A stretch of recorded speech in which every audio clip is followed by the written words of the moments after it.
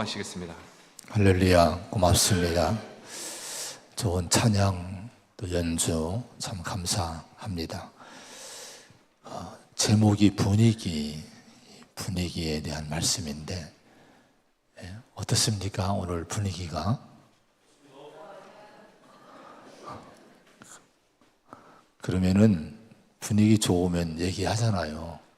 옆에 분들하고 함께 얘기를 해봅시다. 한번. 참 분위기 좋네요. 우리 교회 분위기 참 좋습니다. 제자훈련 교재에 보면은 그 많은 간증이 거기에 실려 있어요. 우리 교회에서는 예수님의 사람 유기성 목사님 교재를 사용해서 제자훈련을 하고 있는데 이번 학기에는 등록자가 미달이 돼서 이제 2학기 때 다시 개강을 하려고 하는데요. 간증 가운데 그 목사님이 미국 교회를 탐방할 기회가 있었답니다. 건강한 교회, 부흥되는 교회, 역사적인 교회들을 탐방을 했는데 그 중에서 시카고에 있는 제1연합감리교회라는 곳을 탐방을 하셨대요. 설명에 의하면은 교회 예배당이 아주 웅장하고 고풍스럽고 그런 교회인데 역사적인 교회인가 봐요. 한때는 엄청이 많이 부흥됐던 교회인데 지금은 쇠퇴한 교회라고 합니다. 근데 그곳에 앉아서 이렇게 기도하는데 그런 마음이 들더래요. 부흥이 사라진 교회는 공기조차 다르구나. 부흥이 끝난 교회는 부흥되지 않는 교회는 공기가 다르구나. 이미 그 부흥되지 않는 교회의 분위기가 너무 느낌이 냉랭하고 차갑고 그런 걸 느끼고 이분이 그런 고백을 하신 것 같습니다. 여러분, 분위기가 참 중요해요. 부흥되는 교회는 분명히 분위기가 달라요. 반대로 건강하지 못하고 행복하지 못하고 부흥되지 않은 교회는 또 그 나름대로의 분위기가 이렇게 깔아져 있고 침체되어 있는 걸 보게 됩니다. 요즘 어떤 사업장들도 분위기를 강조하잖아요. 카페나 이런 분 보면은 분위기 보고 가요. 그저께도 우리 교회에 등록하신 한 분이 카페를 하신 분이 이제 계신데 말리포에 짚라인인가 하는 그 옆에 언덕 산 쪽에 카페를 한 군데 하시는 분이 계십니다. 선셋 무슨 이름이 그런데 우리 선교사님이 오셨어요. 키르기스탄 선교사님이 우리가 선교하는 교회인데 선교사님하고 목사님이 어느 분이 오셔서 식사를 하고 거기에 이제 그 카페를 갔는데 키르기스탄에는 바다가 없으니까 바다가 보고 싶으니까 제가 모시고 안 갔으면은 본인이 좀 바다 좀 가서 바람 좀 쐬고 가려고 했다고 합니다. 근데 거기 가서 커피를 마시고 시간을 좀 오래 보내고 왔는데 일부러 그분 때문에 너무 이분이 막 행복해 하시는 거예요. 1년 동안 바다를 못 보고 있다가 바다를 보니까 분위기 좋은 카페에서 또 차를 마시고 그 여사장님이 또 선교사님이라고 하니까 오셨다 하니까 이렇게 또 좋은 이제 파이도 접대해 주시고 하셔서 잘 대접을 받고 이렇게 왔습니다. 근데 너무 행복해 하시는 거예요. 분위기가 좋으니까 마음도 힐링이 되고 이런 걸 이제 체험을 했습니다. 도시나 지역도요, 저마다 영적 분위기가 있다고 진단합니다. 영적인 사람들이 보면은 그 지역에, 그 도시에 분위기가 다 틀리다고 하는 거예요. 여러분, 어떤 사업장도 그렇고 지역이나 도시도 분위기가 있다 하면은 교회도 말할 나위 없이 분위기가 중요하고 또 분위기가 있는 줄로 믿습니다. 근데 중요한 것은 분위기는 만드는 거예요, 실은요. 좋은 분위기를 만들기 위해서 여러분 많이 힘쓰지 않습니까? 거기도 카페를 가보니까 원래는 제가 부임했을 당시에는 거기에 바다를 가고 산을 올라가다 보면 그 사장님 표현이 귀곡산장 같았대요. 진짜 보면 아주 의심스러운 그런 옛날 건물이 하나 있고 막 그랬었던 곳인데 어느 날 아주 새롭게 단장을 한 거예요. 리모델링 하고 분위기를 잘 만들어 놓으니까 그 앉아 있는 것 자체가 바닷가에서 바다를 내려다보고 차를 마시는 자체가 너무 그 분위기 좋은 곳에서 많이 힘을 얻는 장소가 됐습니다. 만들면 분위기가 나는 거예요. 교회도 여러분 이 분위기를 영적 분위기를 만들어야 될 줄로 믿습니다.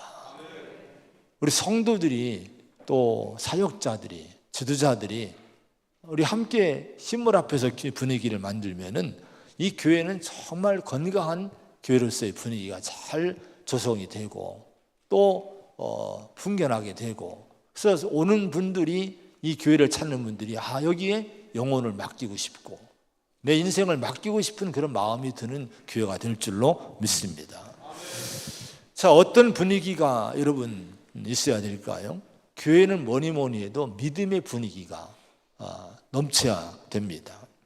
10절 11절의 말씀 한번 같이 봉독을 합니다. 10절 11절 시작.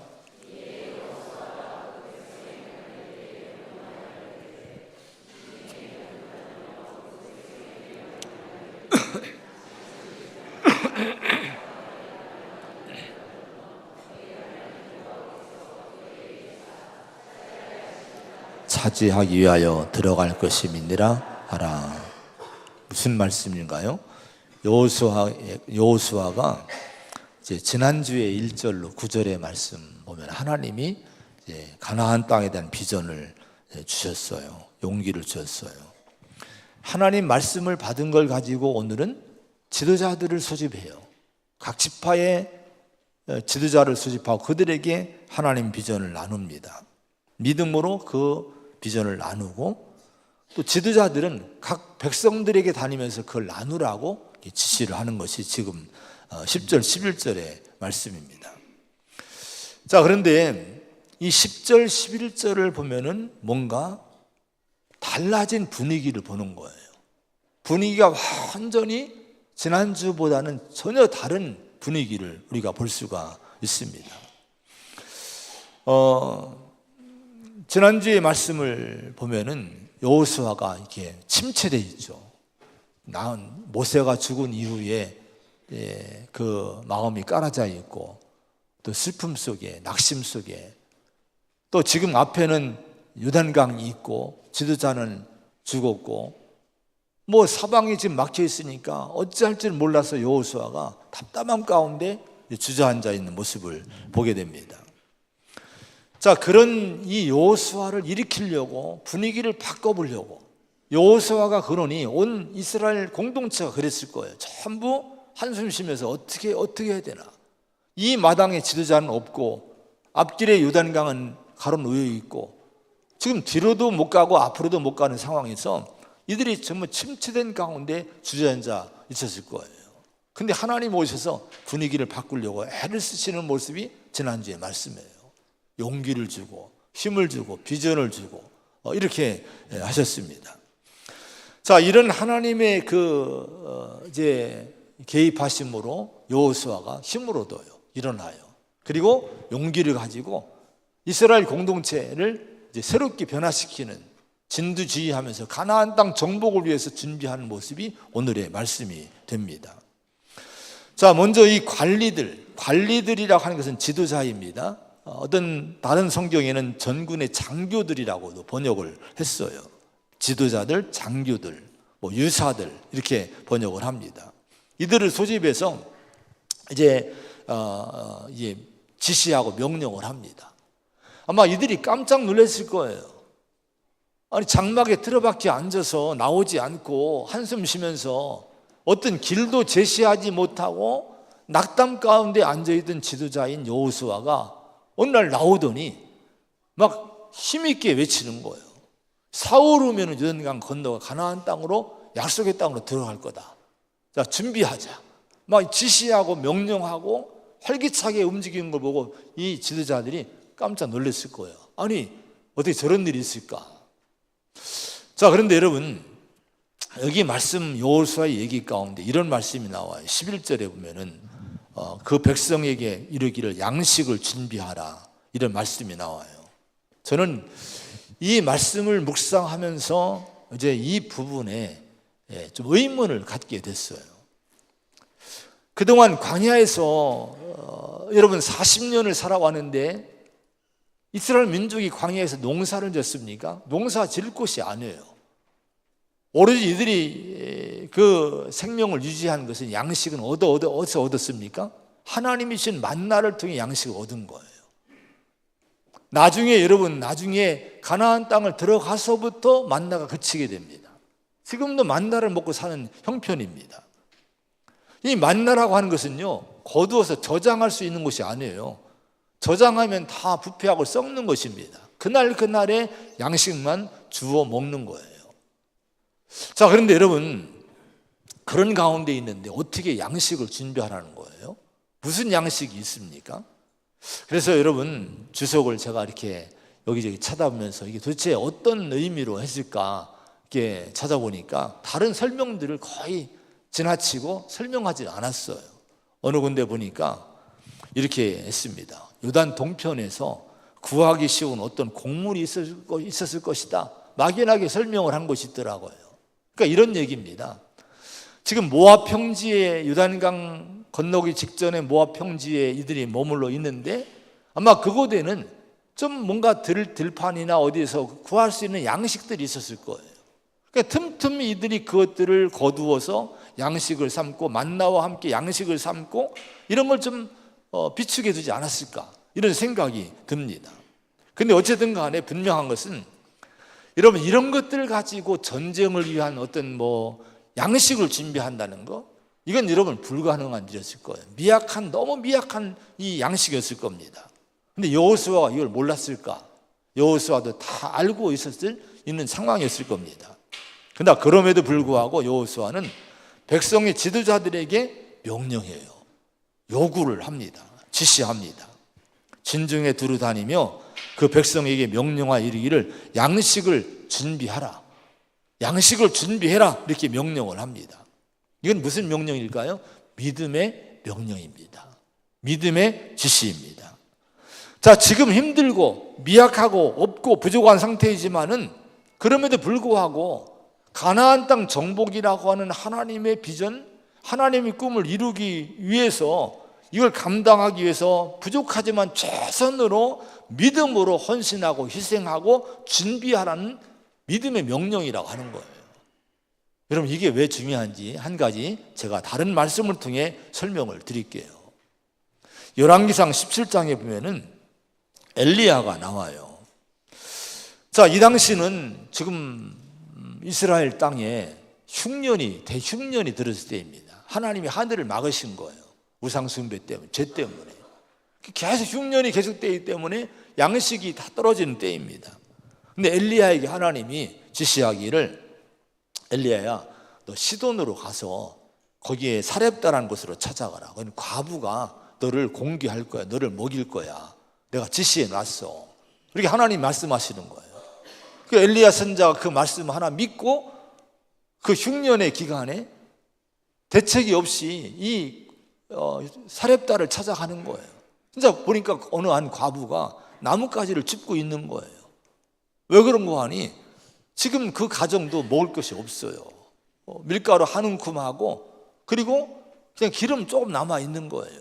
이거 가지고 마지막 이제 불을 떼서 마지막 떡을 굽고 그리고 그걸 아들과 함께 먹고 이제는 죽을 수밖에 없다, 이런 마지막 상황에 이걸 음식을 준비하고 있는 상황에 엘리야가 거기 온 거예요. 그리고 엘리야가 그 여인에게 그렇게 얘기를 하는 거예요. 물을 달라고 하면서, 그리고 떡 한 조각도 내게 좀 가져와라. 떡을 가져오라고 요청을 하는 거예요. 그래서 그 상황을 쭉 얘기합니다. 우리도 없다고. 우리도 지금 한 조각 지금 떡 하나 만들어 우리 아들과 마지막 먹고 죽으려고 한다고 이렇게 얘기를 합니다. 그런데요, 엘리야가 이렇게 얘기합니다. 두려워하지 말고 가서 네 말대로 떡을 굽는데 먼저 그것으로 나를 위하여 작은 떡 한 개를 만들어 가지고 네 개로 가져와라. 그 후에 너와 네 아들을 위해 만들어라. 여러분, 이게 무슨 상황입니까? 아마 여러분 보통 상황 같으면 저희 양심도 없는 그 주의 종이라고, 지금 자기 그 과부는 그저 한 끼밖에 먹을 게 없는 게 그걸 먼저 자기를 위해 대접하라고 못된 아마 종이라고 욕을 했을 거예요. 그렇지 않겠습니까? 제가 여러분한테 그러면 여러분 그렇게 여러분 어떻게 할까요? 어떻게 응답을 할까요? 근데 여러분, 이 여인이요, 그 사렙다 과부가 엘리야의 말대로 하는 거예요. 먼저 엘리야를 위해서 떡을 하나 굽고 가져오게 됩니다. 그런데 놀라운 것은 뭔지 아십니까? 여러분, 통에 가루가 떨어지지 않는 거예요. 여러분, 기름병에 기름이 떨어지지 않는 거예요. 흉년 내에, 흉년이 끝나는 그 몇 년 동안 그 사렙다 과부는 하나님의 공급하심으로 그 가정이 잘 생명을 유지하고 이제 살게 됐다 하는 것이 성경의 말씀입니다. 여러분, 이게 무슨 얘기입니까? 반드시 믿음의 순종에는 하나님의 손으로 한 놀라운 역사들이 있다 하는 거예요. 여호수아가 오늘 이 백성들이 그 어려움에도 불구하고 양식을 준비해라, 전쟁을 위해서 양식을 준비해라, 지도자들에게 시켜서 양식을 준비하게 하라, 이 한 명령이 뭘까요? 형편을 몰라서 그런 걸까요? 아닙니다. 알지만은 믿음으로 한번 해보라고 하는 거예요. 신앙으로 하나님 믿고 한번 이 하나님의 비전 성취를 위해서 한번 헌신해 보라는 거예요. 희생을 해보라고 하는 거예요. 자, 여러분, 이렇게 여러분 이런 명령을 내리고 이렇게 했을 때 하나님이 그 앞길을 인도하신 줄로 믿습니다. 교회는요, 모든 일에 믿음이 우선인 줄로 믿습니다. 성도의 삶은 믿음으로 우선을 해야 돼요. 내가 계산해보고, 내가 플러스 마이너스 해보고, 이거 나 못 살겠는데, 힘들겠는데, 이런 계산으로 신앙생활 하려 하면 신앙생활 못해요. 믿음생활 못합니다. 먼저 그의 나라 그 일을 구하라고 했듯이 믿음으로 여러분 발을 딛고, 믿음으로 내가 실천하고, 믿음의 일에 먼저 헌신하고, 믿음의 이런 방법으로 내가 인생을 살아가는 거예요. 그러면 그렇게 할 때 하나님이 사렙다 과부의 인생을 책임져 주셨듯이 우리의 인생도 하나님이 그때 역사하실 줄로 믿습니다. 미국의 한 농촌에서 2층짜리 집을 짓고 사는 젊은 부부와 아이들이 있었대요. 근데 어느 날 그 집에 불이 난 거예요. 연기가 척한 그 집에서 모든 식구들이 다 위에 뛰쳐나왔어요. 근데 가만히 보니까 2층에서 자고 있던 5살짜리 아들이 나오지 못한 거예요. 근데 이미 1층에는 불이 막 완전히 붙어서 누구도 들어갈 수 없는 상황이 됐어요. 너무 안타까워서 온 식구들이, 주변 사람들이 막 그 아이 이름을 부르는 거야. 아무개야 부르니까요, 그 아이가 2층 창가에서 이렇게 나와서 울면서 막 울부짖으며 나와 있는데 그 아이가 어찌할 줄을 모르는 거예요. 그때 아버지가 소리쳤답니다. 얘야, 아래로 뛰어내려라. 아빠가 너 받아줄게. 이렇게 소리를 친 거예요. 근데 이 울부짖으며 그 아이가 이렇게 얘기를 하더래요. 아빠, 그런데 앞이 안 보여. 아빠, 앞이 안 보여요. 아무것도 볼 수 없어요. 연기 때문에 앞이 볼 수 없으니까 얘가 무슨 행동을 못 취하는 거예요. 그때 아빠가 다시 소리를 쳤답니다. 그래, 아들아, 너는 연기 때문에 앞이 보이지 않을 거야. 그러나 여기서 아빠는 너를 볼 수 있단다. 그러니 아빠를 믿고 뛰어내리렴. 이렇게 소리를 쳤어요. 그 말에 아이가 밑으로 무조건 뛰어내렸습니다. 그때 아빠가 그 아이를 잘 받아서 안전하게 이제 그 아이의 생명을 건졌다 하는 얘기가 있어요. 이 상황은요, 종종 우리가 만나는 상황과 여러분 같은 상황입니다. 때로는 앞이 안 보이는, 정말 길이 없는, 여러분 답이 없는, 내가 어찌 할 수 없는 내 인생, 내 어떤 의지나 내 주관이나 여러분 내 손을 떠난 그런 인생의 시련과 고난과 어려움을 만날 때가 있어요. 근데 그때 주님이, 하나님 이렇게 말씀하시는 거예요. 우리가 지난주에 읽었던 7절, 8절, 9절의 말씀 한번 같이 봉독을 해보겠습니다. 7절부터 시작. 오직 강하고 극히 담대하여 나의 종 모세가 내게 명령한 그 율법을 다 지켜 행하고 자로나 치우치지 말라. 그리하면 어디로 가든지 형통하리니 이 율법책을 내 입에서 떠나지 말게 하며 주야로 그것을 묵상하여 그 안에 기록된 대로 다 지켜 행하라. 그리하면 내 길이 평탄하게 될 것이며 네가 형통하리라. 내가 내게 명령한 것이 아니냐. 강하고 담대하라. 두려워하지 말며 놀라지 말라.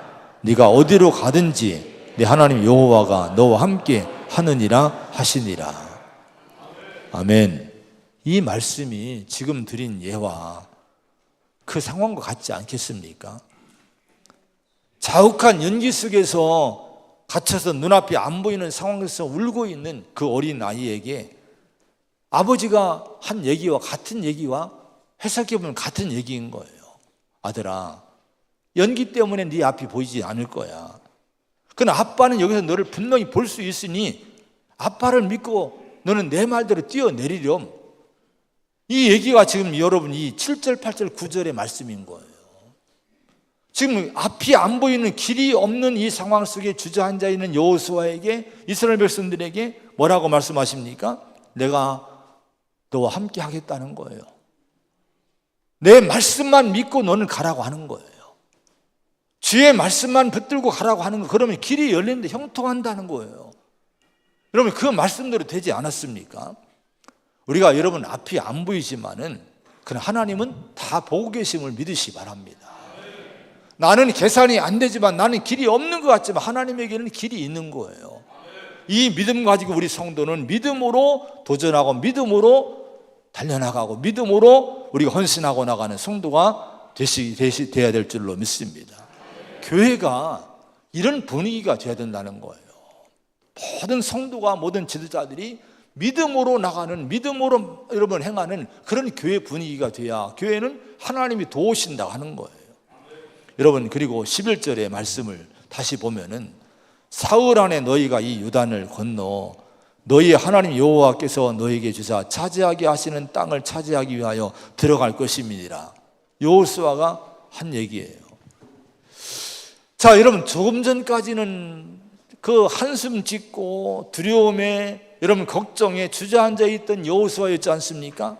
근데 얼마나 여러분 이 말을, 언어를 보세요. 지난주도 언어에 대한 얘기를 했지만은 한마디 한마디가 무슨 언어입니까? 믿음의 언어인 거예요. 믿음의 말을 지금 하고 있는 거예요. 사흘 안에 요단을 건널 거라는 거예요. 하나님이 너희에게 주사, 우리에게 주사 차지하게 하신 땅을 차지하기 위해서 우리는 분명히 들어갈 수 있다고 하는 거예요. 조금 더 불신의 얘기가 없어요. 믿음의 얘기만 지금 여호수아가 하고 있는 거예요. 교회는 믿음의 언어로 가득 차야 될 줄로 믿습니다.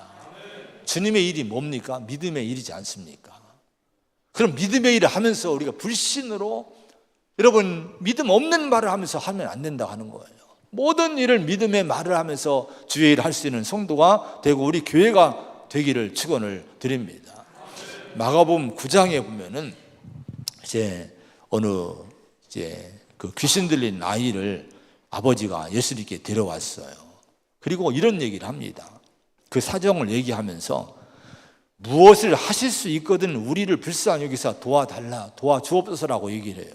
뭘 하실 수 있거든. 이 얘기를 듣고 예수님이 이 아버지를 책망을 합니다. 할 수 있거든이 무슨 말이냐? 믿는 자에게 능히 하지 못할 일이 없느니라 책망을 하셨어요. 여러분, 이 아버지가 왜 책망받았습니까? 뭐 때문에 책망받았습니까? 책망은 그의 말 때문에 책망받은 거예요. 확신이 없는 말, 믿음이 없는 말 때문에 이 아버지는 책망을 받았다 하는 거예요.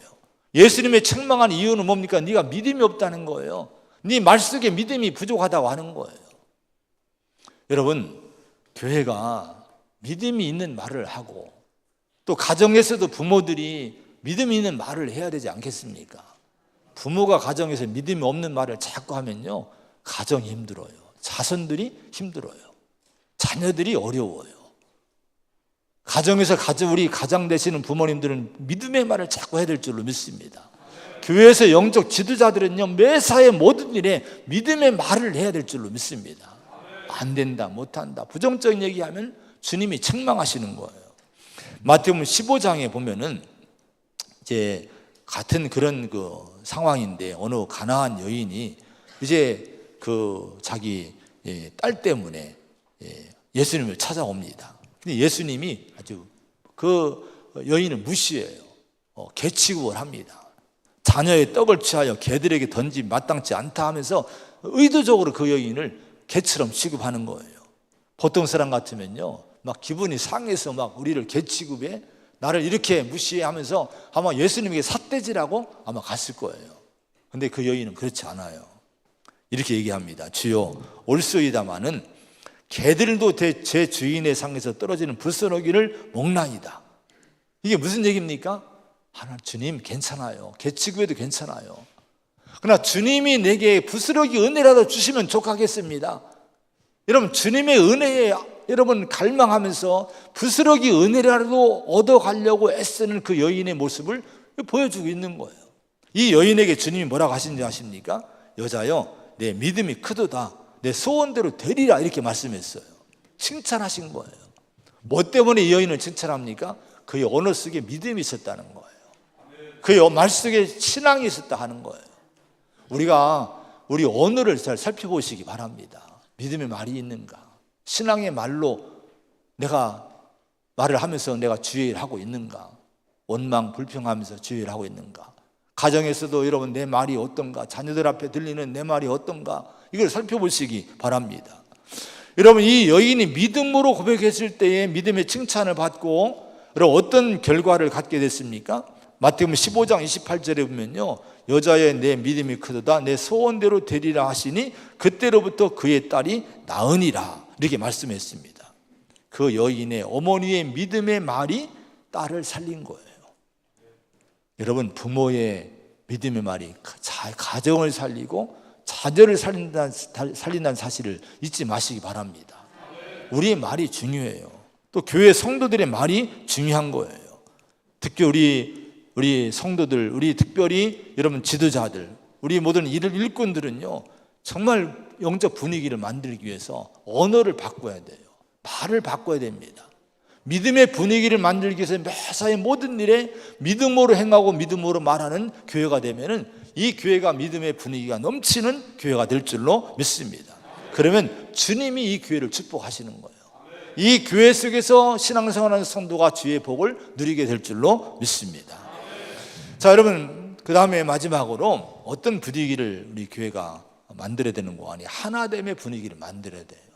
연합된 분위기를 만들어 가야 됩니다. 자, 하나됨의 분위기, 영적인 연합의 분위기를 만들기 위해서는 뭐니 해도 사랑이 있어야 돼요. 요한복음 13장 34절 35절에 새 계명을 너희에게 주노니 서로 사랑하라. 내가 너희를 사랑한 것 같이 너희도 서로 사랑하라.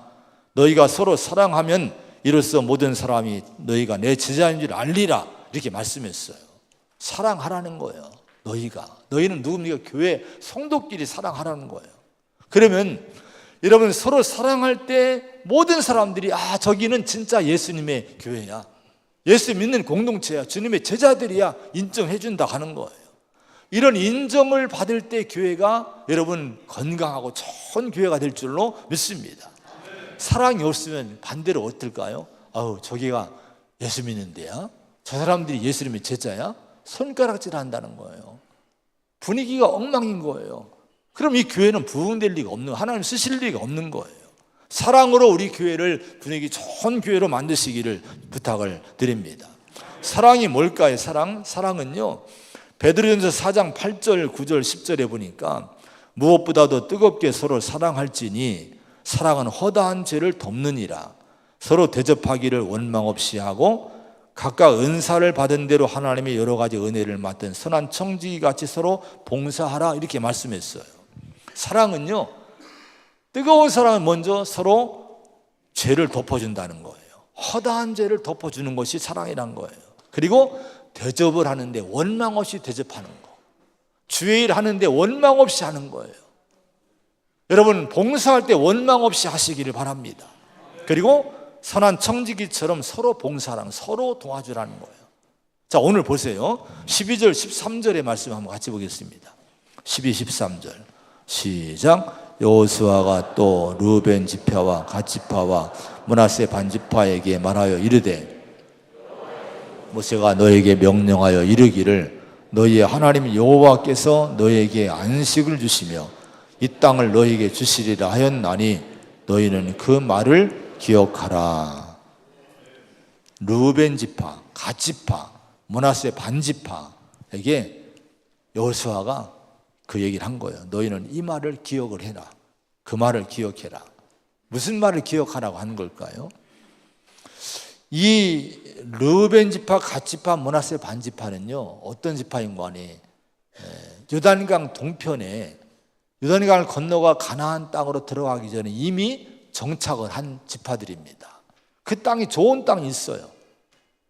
여러분, 그래서 이들이 가축들이 많은데 자기들이 그 땅이 탐이 나서 그 땅에 이미 정착하고자 소원을 갖고 모세에게 그런 얘기를 했어요.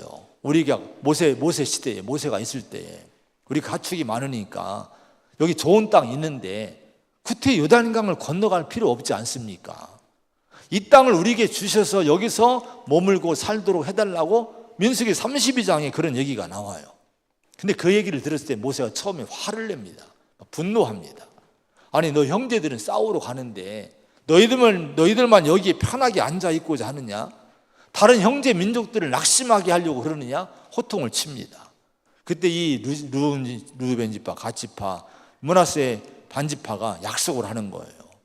우리 가족과 가축들이 여기에 성읍을 짓고 정착한 다음에 우리가 다 남자들이 무장을 하고 이스라엘 백성을 위해서 앞장서서 가나안 땅을 정복하기까지 싸워주고 난 다음에 우리도 돌아오겠다. 이렇게 약속을 한 거예요. 자, 오늘 지금 읽은 13절에 너희는 그 말을 기억하라고 하는 말씀은 바로 그 얘기를 한 거예요. 예전에 너희가 약속한 그 얘기를 잊지 말고 이걸 실천하라는 거예요. 여러분, 지금 이들은요, 이 약속을 파기할 이유가 너무 많이 있었어요. 어떤 이유가 있었을까요? 전쟁은 목숨을 거는 일입니다. 그러니까 우리는 목숨 걸 일에 우리가 이렇게 할 이유가 없다. 그들이 거절할 수도 있었던 거예요. 그리고 가족과 오랫동안 떨어져 있어야 되는데 지금 막 정착했는데 우리가 가족과 떨어질 수 없다. 우리 못 간다. 거절할 수도 있는 거예요. 무엇보다 중요한 것은요, 모세 시대에 언약을 한 거기 때문에 모세는 죽었지 않습니까? 그러니까 당사자인 모세가 죽었으니까 우리 그거 약속 안 지켜도 괜찮아. 아마 이렇게 여호수아에게 이렇게 얘기할 수도 있었던 상황이었던 겁니다. 근데 여러분, 이들은 여호수아 요구대로 순종을 하는 거예요. 앞장서서 무장하고 건너가서 가나안 땅 정복할 때까지 싸워주고 그런 다음에 나중에 돌아오게 됩니다. 자, 15절의 말씀을 한번 같이 보겠습니다. 15절 시작.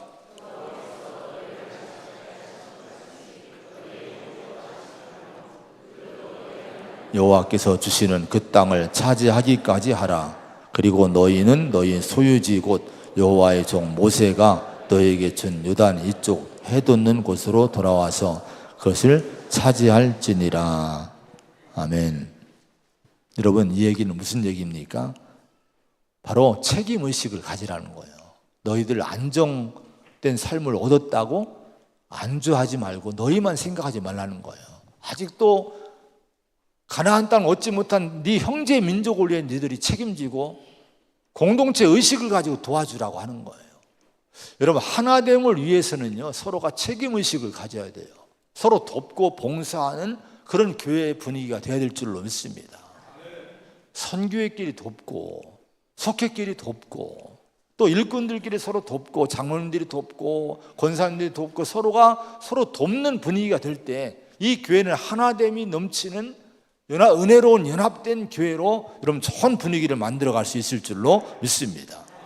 자, 여러분, 그러면서 16, 17절의 말씀을 또 보겠습니다. 16, 17절 시작. 그들이 여호수아에게 대답하여 이르되 당신이 우리에게 명령하신 것은 우리가 다 행할 것이요 당신이 우리를 보내시는 곳에는 우리가 가리이다.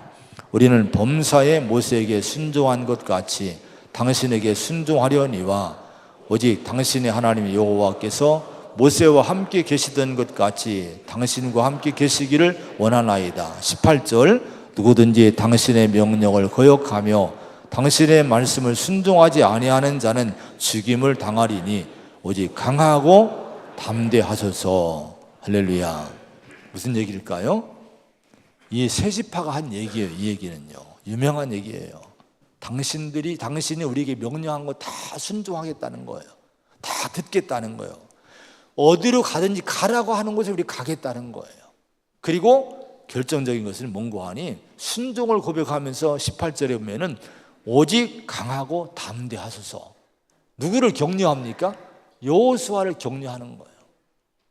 여호수아가 백성들을 격려하기도 했지만요, 여러분 누가 지금은 격려합니까? 백성들이 지금 세 지파가 여호수아를, 지도자를 격려하고 있는 거예요. 여러분, 여호수아 시대에 가나안 땅을 정복을 합니다. 어떻게 여러분 여호수아 시대에 가나안 땅을 정복할 수 있었을까? 그 이유 중에 하나는 이거예요. 하나님의 비전을 함께 온 백성들이 함께 붙들고 함께 가슴에 품고 순종하고 무엇보다도 서로 격려하는 공동체가 됐기에 하나님이 이들을 위해 앞길을 열어주셨다 하는 거예요. 근데 여러분 보세요. 모세 시대는요, 모세 광야 40년을 기록한 것을 보면은 그 출애굽기나 신명기나 민수기나 이거 보면요, 이스라엘 민족이 얼마나 강팍한지, 조금만 어려움이 있으면 모세를 원망하는 거예요. 지도자를 원망하는 거예요. 불평하는 거예요. 여러분 심지어 애굽으로 돌아가겠다고 하고, 그리고 심지어 모세를 죽이려고 하고, 막 이렇게 여러분 이 어렵게, 여러분 광야에서 어렵게 힘들게 하지 않았습니까? 여러분 그들에게는 가나안 땅이 열리지 않은 거예요. 근데 서로 격려하는 공동체가 됐을 때 하나님이 그들에게 여러분 가나안 땅을 열어주신 줄로 믿으시기를 바랍니다. 우리 교회가 앞으로 나가고 정말 부흥되고 건강하게 주님께 쓰임받는 공동체가 되려면요, 우리 하나 되고 연합된 분위기를 만들어야 되는데, 그러기 위해서는 격려하는 공동체가 돼야 돼요. 지금 이들이 여호수아를 격려했듯이 지도자를 격려하는 교회가 돼야 돼요. 목사를 격려해야 되고, 사역자들을 격려해야 되고, 장로님들을 격려해 드려야 되고, 또 속장님들을 격려해 드려야 되고, 또 우리 선교회장님들을 격려해 드려야 되고, 뭔가 좀 주님의 일을 하는 사람들을 자꾸 서로가 격려해야 되는 거예요. 할렐루야. 여러분 자꾸 격려 공동체가 되기를 바랍니다. 시기하고 원망하고 비방하는 것은 서로에게 충격을 주는 거예요. 아픔을 주는 거예요. 사람을 쓰러지게 하는 거예요. 그러나 격려하고 위로하는 한마디, 이 말은요, 힘을 줘요. 용기를 줘요. 주저앉는 사람을 일으키는 것이 바로 격려라고 하는 거예요. 특별히 여러분 리더들, 지도자들을 격려를 많이 하시기 바랍니다. 잘못하면 지도자 킬러가 되면 안 돼요. 여러분 속회나 선교회나 이런 공동체에서 여러분 특히 지도자들을 잘 세워줘야지 그 모임이 잘 되지. 여러분 자꾸 여러분 이 킬러가 돼서 자꾸 힘들게 하면요, 발목을 잡으면 그 공동체는 어려워지는 거예요. 격려하시기 바랍니다. 가정에서도 여러분, 이 가정이 행복하고 가정이 활기 넘치는 그런 가정이 되려면 서로 격려해야 돼요. 오늘 집에 가시면은 정말 격려를 많이 하시기 바랍니다. 부모를 격려하십시오. 또 여러분 남편을 격려해 주세요. 아내를 격려해 주시고 자식들을 격려해 주시기 바랍니다. 앞서서 뭔가 일을 하는 분들에게 격려할 때 그분들이 힘을 내서 일을 하게 되는 거예요.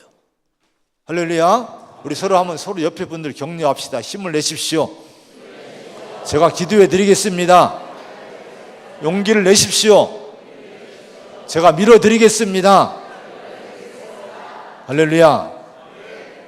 기도하겠습니다. 하나님 아버지, 분위기가 참으로 은혜로워야 되고 좋아야 될 줄로 믿습니다. 가정이나 우리 교회, 우리 공동체 소그룹들이 좋은 분위기를 만들고 조성할 때 하나님이 거기에 놀랍게 역사할 줄로 믿습니다. 하나님, 교회는 믿음의 분위기가 넘쳐야 될 줄로 믿습니다. 우리 성도들이 먼저 믿음의 아버지여 말을 하게 하시고 먼저 믿음의 길을 선택하게 하여 주옵소서. 모든 것을 믿음으로 행하게 하여 주시옵소서. 하나됨의 분위기를 위해서 서로 사랑하고 서로 격려하는 공동체, 서로 책임지는 공동체가 되어야 될 줄로 믿습니다.